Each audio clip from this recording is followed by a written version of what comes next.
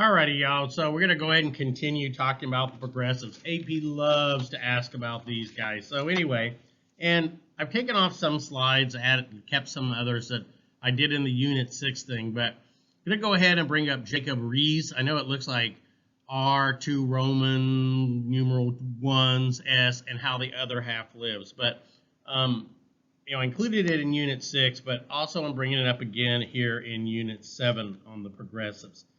So anyway, y'all, he took many photographs of how poor people lived, right? He actually went around with Teddy Roosevelt, who was the police commissioner then in New York, later, of course, governor, vice president, action hero, and the Spanish-American War, and finally president, as you guys know. But he went around and took pictures, kind of the beginning of photojournalism. There's a picture of him.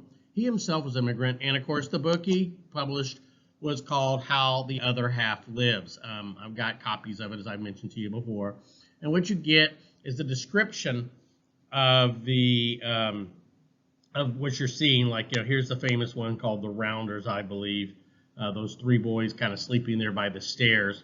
And then he gives you kind of an account of it. And of course, but the most important thing is going to be the photograph. So remember, a lot of what progressive journalists did is to expose problems, right? Expose corruption, expose child labor, expose the terrible conditions for workers and the poor, okay? Oh, excuse me. Remember to cut that out, Mr. D. Woo, not good. Okay.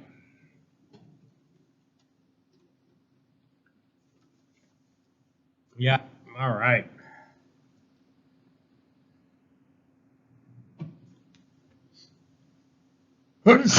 Oh, man. Okay. Now, here's, of course, I've shown you some of these pictures before. These are all the people who are working in a house, living there in a tenement slum. Okay, you can see, just the terrible, terrible conditions that these people have to endure. Here's those rounders. As I said, it's actually three boys. It's easy not to see one of these. That's where they would live. And then, of course, this one as well, too, right? Looks like he's a printer, maybe. It looks like he's taking a print from up here. I'm not exactly sure. Okay. And that's it. Now, we've got some other famous progressives you guys need to know. You need to know these names. And some of this stuff I stole off of, borrowed from good old Adam Norris here, but added some of my own things. Robert La Follette is how I always pronounce it. And yeah, Adam makes a big deal about, hey, it looks like Joe Pesci. See, there you go, Joe Pesci, which you guys may or may not know. He's in a lot of gangster movies. Not gangsta, but gangster, as in, the mafia. He was the governor of Wisconsin, would not make it to the presidency, but this is so, so important. You'll hear me mention it again in these lectures. But he is the guy, and his state is the one that created what's known as the direct primary, which is what we have today. You guys will be hearing that pretty soon Texas will be having its primary, which is supposed to select the Democrat and the Republican candidate. Instead of letting a group of, powerful men get together and pick the candidate for us, you and me, the people, get to have kind of two elections, a primary to pick the candidates and then the general election to actually pick the president. Although this year it seems to be that the Democrats have decided to go with Biden and Republicans have decided to go with Trump early, and there's not going to be much use to the primaries. The initiative is using your initiative. You know how teachers will say, hey, you need to show initiative. You need to do stuff yourself. Initiative is a useful idea, especially when you have a Congress or a legislature that doesn't want to do something.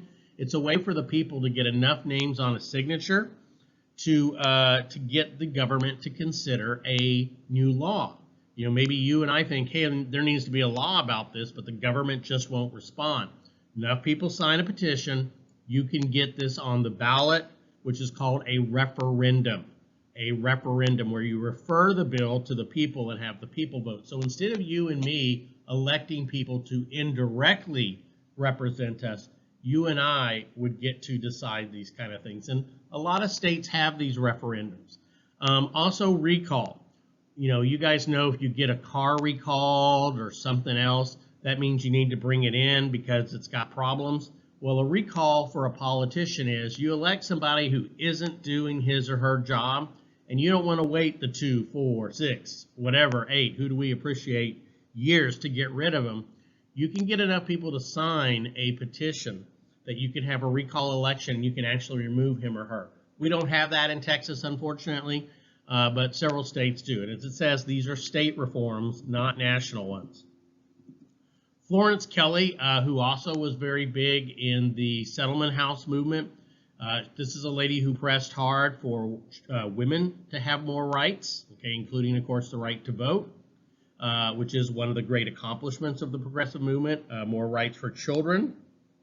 And one of the things that you'll hear me mention several times and that you definitely need to know is progressives made a lot of positive steps and improved a lot of things for Americans, but they kind of were colorblind in the sense that they didn't do a whole lot for African Americans, and I'll talk more about African Americans. And in fact, sometimes they even appealed to racism to try to get themselves to be able to get things done. For example, when they wanted women to be able to vote, they often said it this way: if we can get women, white women, to vote, this will be able to compensate for all those black men who are voting. So pushing for white women to get the right to vote was considered a way to protect us from African American votes. So like I said, progressives could appeal to some of the more negative aspects of us. National Consumer League, which advocated for the rights of consumers, right? We're much more of a consumer society by this point, and a lot of businesses aren't treating us right. They're definitely abusing us. And you're going to see during the progressive era laws about protecting meat, protecting food, protecting drugs, and things like that. And one of the things that this group did is to boycott. You guys remember that means not to buy stuff. So it would be like if you and I don't want to buy stuff, say, from China because they are using this slave labor in some of their products. Uyghurs, who are Muslims in China, are being used essentially as slave labor. In fact, I saw a story this morning that Volkswagen is in trouble because one of their racetracks in China that they use are testing tracks for their VWs apparently was built by Uyghur slave labor. So in a way, if you're buying a Volkswagen that might have been tested there or it's design tested, you are supporting that kind of labor. And there's been some movies made in areas in China with this. So how do you do something? Well, you don't go to that. You make a point of convincing other people not to go to those movies or buy those products. So if you don't want to buy products made by children, convince others. And if enough people don't buy those goods, maybe they'll stop making stuff made by kids and that, okay? Now, I've mentioned Jane Addams before. Notice her name is spelled with 2 D's, and her home of Hull House. This was a settlement house called Hull House. She was able to get the money to buy basically a whole square block of Chicago and make it into a home. I don't know how many people lived there at one time, but what it did is it inspired similar things. So definitely remember Jane Addams as a advocate for the immigrants, particularly and the poor who would live in these homes.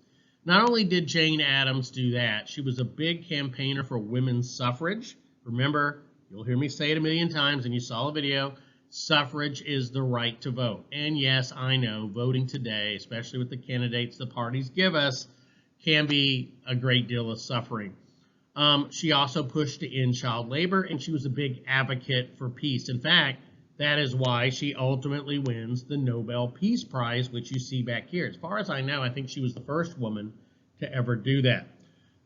These settlement houses, as I've mentioned before in the Chapter 6 or Unit 6 review, these were nice, safe places for largely the immigrant population to live in. They offered education, especially teaching of English to help people get ahead. They would watch the kids. They got child care while the adults went to work, so the kids weren't left just to run around and get in all sort of trouble. They counseled people. They helped them vote. And that, and of course some of the not the mob bosses, but the political bosses who sometimes acted like mob bosses, like Boss Tweed and others, they were very opposed to these settlement houses because remember, they offered a lot of these same services, right? But they wanted you to vote a certain way. So there was sort of a conflict here between some of the political bosses and the settlement houses. Here you see the inside of one there. See them sitting down for kind of a cafeteria-like meal, but no food fight. So apparently it's not Dobie's cafeteria there, is it? And they don't have those cool neon signs we got here. All righty. Now, African Americans in the Progressive Era, okay? Now, sadly, like I said, this is a group who was largely left out of reforms during the Progressive Era. You know, maybe they felt if they went too far on this and in pursuing rights for African Americans, it would hurt them from getting the things they wanted done as well. We're going to see this, by the way. This is a good connection across time.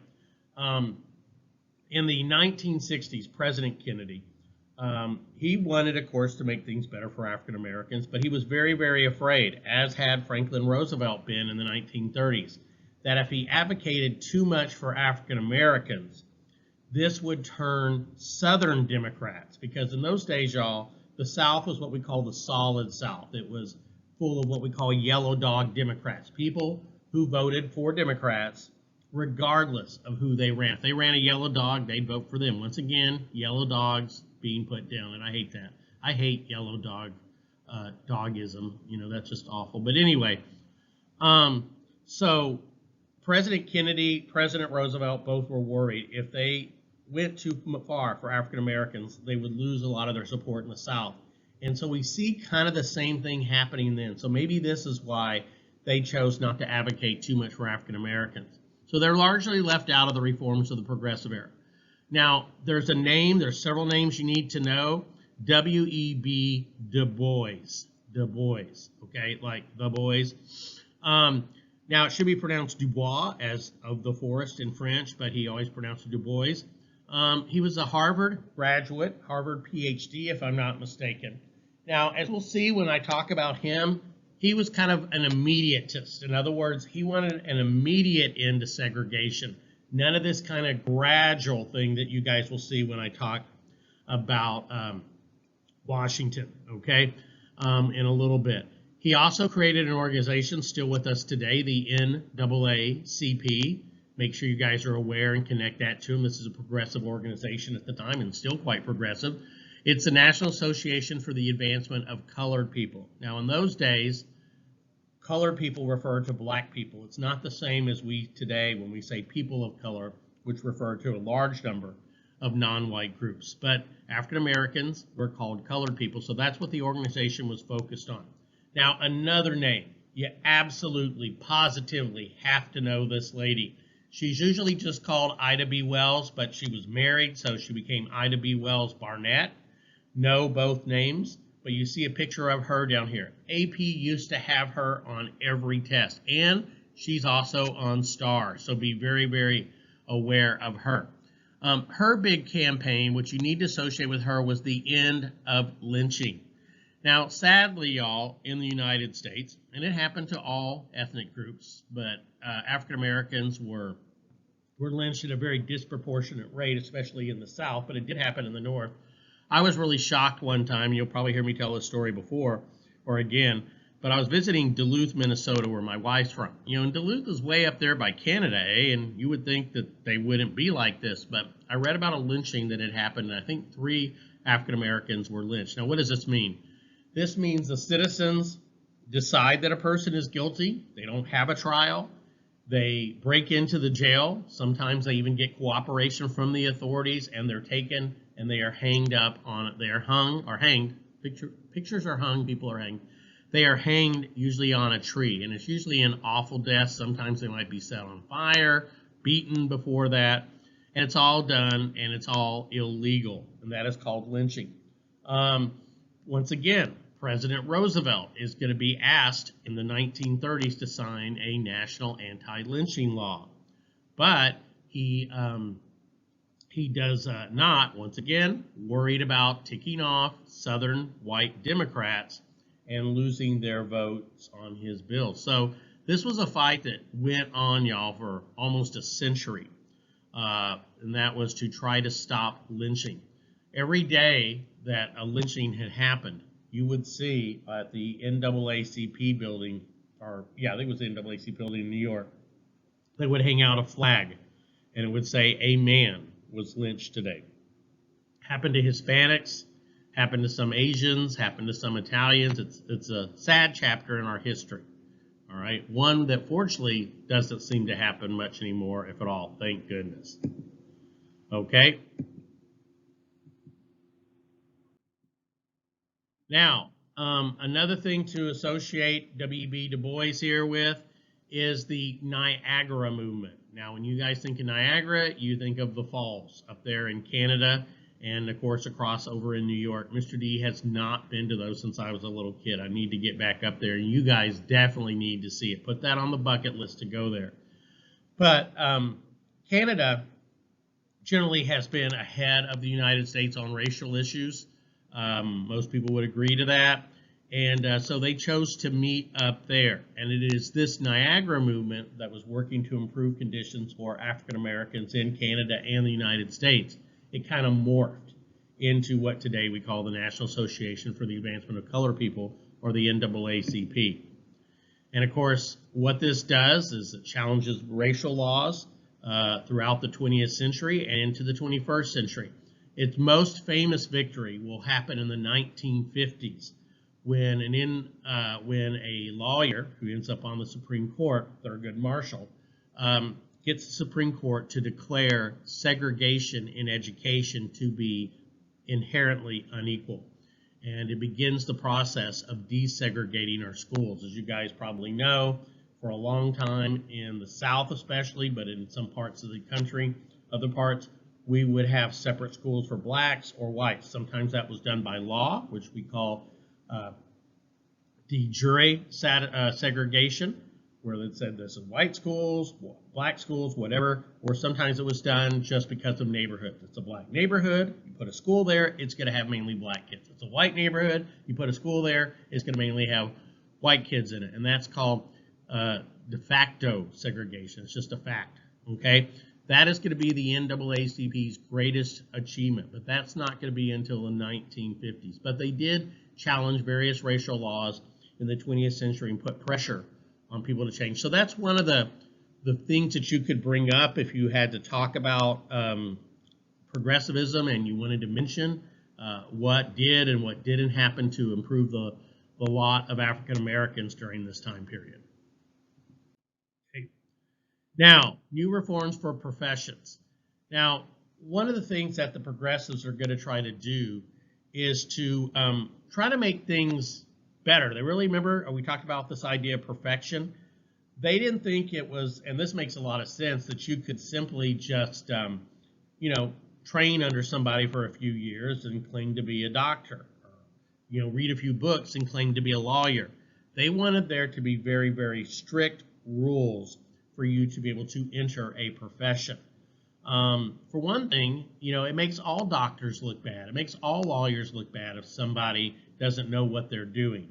Also, too, y'all, and this is another thing, is if you kind of limit the number of doctors, you limit the number of lawyers, because they are in much higher demand, because there's fewer of them, you can keep prices high and make these very attractive professions, which they still are, right?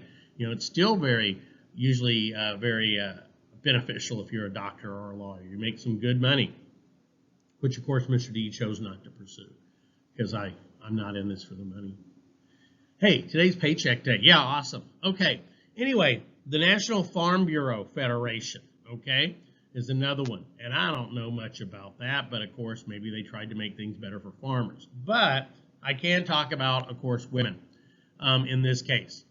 Now, women had been denied the right to participate in most professions. There were what we call feminized professions. That means jobs that were almost only for women and not for men. And then there were a lot of jobs that were only for men. I mean, a woman was like a unicorn showing up for some of these jobs because she was really not allowed to do it. In fact, I can even remember into the 1970s, when you look at a newspaper, ask your parents what those are. A newspaper, you would see men wanted, women wanted, and there were jobs that only men should apply for, and there were jobs only women should apply for. So since women could not get into most professions, they tended to try to channel the middle class ones into jobs like working in the settlement houses. You start seeing women becoming what we call social workers, still a profession that is dominated by women to this day, teaching, especially in elementary. I remember I had a fifth grade teacher for half the day, and that's the only male I ever remember seeing until I got to sixth grade. And even today, like I said, elementary schools tend to be dominated more by women teachers, but pretty much all your teachers were women. Now, professors, those were male, right? Nursing, still, of course, a profession that women dominate. But, of course, it's open to men as well, thank goodness, because we need a lot of nurses. I hope some of you guys and gals out there become nurses. It's one of the great, great professions. My mother was a nurse, and I have tremendous admiration for people who get into the nursing business. But women went into that as well. Here we see a couple of those nurses with those cool hats and cool outfits. I really like those. I know they're not very useful these days, but those were definitely kind of cool looking. The other jobs that pretty much were all women were phone operators. The reason for this, they tried young boys to be the people that operated the phones, and I'll explain what that means, but the young boys cussed too much. And of course, I mentioned social work, which kind of goes along with the settlement houses.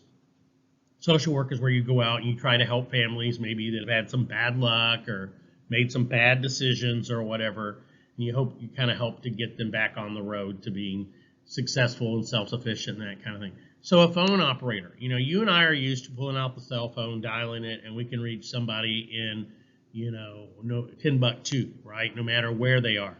But what used to happen is if you were calling anywhere out of your immediate neighborhood, you had to basically call the operator, and you would give them the number.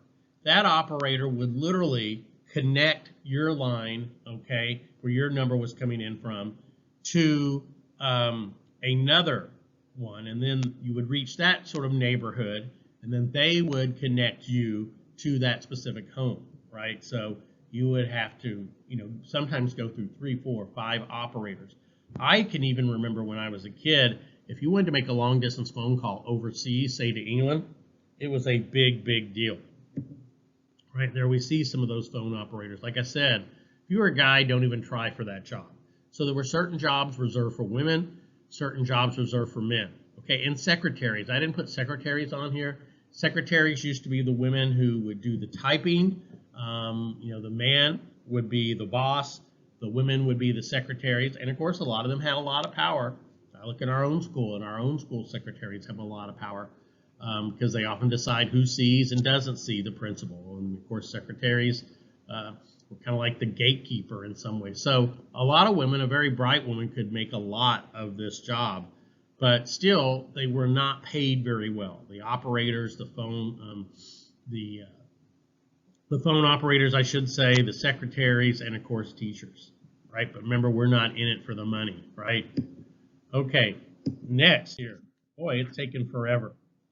Now, this is going to be the last slide on this part here. And I decided to make a chart for you guys with this. And so kind of bear with me as we go through it, because one of the favorite things I used to love to do is to ask you guys to compare Booker T. Washington and W.E.B. Du Bois, their methods, their goals, all that kind of stuff. So let's go through these, and I'll tell you kind of what to put and where to put it and that kind of thing. First of all, you got Booker T. Washington. Now, Booker T. Washington himself had been a slave. He was from the South. And I think that's important in understanding the way he saw things. I have tremendous admiration for this man and what he was able to accomplish. Anyway, he founded an institute called Tuskegee. Today, of course, it's Tuskegee. It became Tuskegee College, Tuskegee University, and it's in Alabama. It's famous for the airmen who went and trained and learned to fly there, who would fly in World War II, the African-American men who are collectively called the Tuskegee Airmen. But really what it did was it was trained to teach African-Americans practical skills. Now, what do we mean by that? Well, a lot of African-Americans, they weren't slaves anymore, thank goodness, but they were still working in farms, and oftentimes they were what we call sharecroppers, and it was an endless cycle, y'all. It just was depressing. You had your land. Well, it wasn't really your land. You were essentially borrowing the land from somebody else because you couldn't afford it, or in some cases you weren't allowed to buy land. So what you would do is you would do your labor on that land, and you paid a certain percentage in crops to somebody who owned the land. And oftentimes you got ripped off because, well, I got to get some more crop from you for the seed and for the tool use and all of that. He wanted people to escape from that. And the way was to get a practical job, a vocational job, we would call it today. Learn to be a plumber, learn to be a carpenter. You know, I hate to say it, but a lot of people look down on those jobs today, and that is awful. I have so much respect for people who have those kind of skills, and they are paid very, very well. A lot of them make more than a lot of other professions. And he said, basically, whatever you do, be the best at it. He believed African Americans, because of discrimination for all these years, had to prove themselves to whites who had this idea that they couldn't be as successful. So he's like, you don't maybe have to work and be just as successful. You maybe have to be more successful and work harder to abolish those stereotypes. So whatever job you have, he kind of said, wherever you put your bucket, you do your best, okay? Now, he did, and this is where he gets a lot of grief from a lot of modern people, and even some people at the time who called him an accommodationist because he accommodated whites and their rules. To me, he was kind of a realist for the time. He was more of a step-by-step person. He kind of went with what was possible, not with what the ideal was. It's like, what can I get done in my lifetime? One of the things is he said, you know, segregation, a lot of people may not like that, but it's the way things are. And it's not what he wants, but he said it could happen. And the famous comparison he made is the races could be as separated as the fingers on a hand, right? In other words, yeah, we have separate fingers, but we're all part of the same hand. We're all part of the same society. So he did believe that segregation could work. And like I said, he gets a lot of grief for this and saying that segregation was kind of a reality and it might have to continue. As I said, he thought African Americans needed to get jobs, hopefully non-farming jobs, but hey, whatever you do well. And that's what his institute was all about. They had to build. In fact, they built their own schools, y'all. One of their first jobs was, let's learn how to build stuff. And they built their school before they could even have it, or a lot of the buildings anyway. So you get a job, you get a practical or vocational education, and you make your way up and you earn the respect of people. Now, ultimately, so, you know, what's his view on education? Well, vocational education, right? Being really good at it. The role of the government, it's not really necessarily the role of the government to go ahead and try to change things. But what he did think would happen is you could, what you could do is if you became successful, if African Americans started controlling a lot of the economy by being successful, he called this the green ballot. They would have a lot of power and sway because you couldn't be ignored anymore. Hey, they're a big part of the economy. We're going to have to pay attention to these people. Now, Fate and Miscellaneous, he was super popular during his life. In fact, he was invited to the White House by Teddy Roosevelt, actually ate at the White House. That doesn't sound like much today. That was a big, big thing then. But today, many people look at him as kind of a sellout, quote, and I hate to use this word because you've heard me talk about it, an Uncle Tom, so to speak. I think that's unfair to him because he did accomplish quite a bit. And today we look back and we kind of have our own views of things and, oh, he should have done this and he shouldn't have said that. All right, let's go to W.E.B. Du Bois. Okay, we've talked about him founding the NAACP. This is an organization that is going to try to improve things for African Americans through legislation. So right there, you see him believing the government has a role. The courts have a role in trying to make things better for African Americans. He was an immediatist. You know, before when we talked about the abolitionists, there were people who wanted slavery ended yesterday. Now, you know, today's too late. End it yesterday. They were called immediatists. There were those that believed in the gradual abolition of slavery. They were called gradualists. W.B. Du Bois, in this case about segregation anyway, he was an immediatist, right? African Americans, he thought, shouldn't go for practical vocational jobs and education.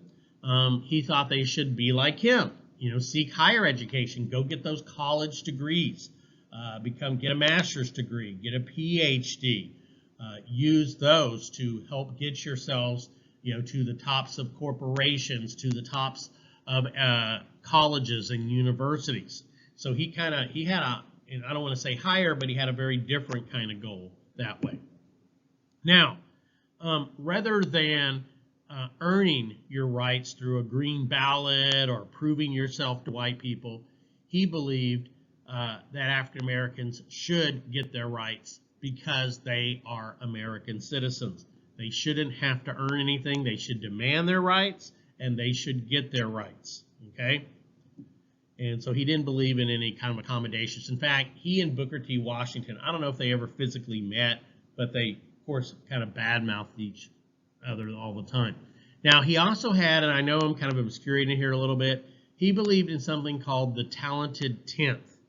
The top 10%, how you determine that, I don't know. The top 10% of African Americans should immediately be admitted into society. In segregation, like once again yesterday, for these top 10%. People like him who have these, fancy college degrees and that kind of thing. And that these people will become role models to others, showing them the path. Now, ultimately, as far as fate goes, Du Bois gives up on America. He becomes a communist, and he moves to Africa, where I think he lived out most of the rest of his life. So we see two very different views. And when we get to the 60s, it's going to be similar. We're going to poise MLK, Martin Luther King Jr., with Malcolm X, two people who ultimately had kind of similar goals, right? But had very, very different ways in going about them. So this makes a really good comparison, contrasting kind of thing for you guys, maybe for a short answer. Definitely you could see questions about them in a, like I said, a short answer where they compare how they felt, or maybe even multiple choice questions. All right, that ends this. I know I got a little bit into part 2. You're going to go into some of the other things that progressives wanted to do, like temperance and prohibition, eugenics, the real dark side of progressivism, some of the efforts to challenge capitalism. We're going to look at socialism, Georgism, the Wobblies, and I'll be able to get you guys some more information on them since I had to rush it in Unit 6, and some of the progressive reforms. And then ultimately, we're going to look at the 3 so-called progressive presidents, what they did or didn't accomplish, and exciting things like tariffs, tariffs, the 1912 presidential election, women's suffrage, which is, of course, one of the great achievements of progressivism, and finally, why they were successful, what they weren't successful at, and finally, one thing that Mr. D never does a good enough job on, so I'll try to do better, is the conservation and early environmental movement that the progressives began. All right, that stops that. Thank you all for your attention. Bye-bye.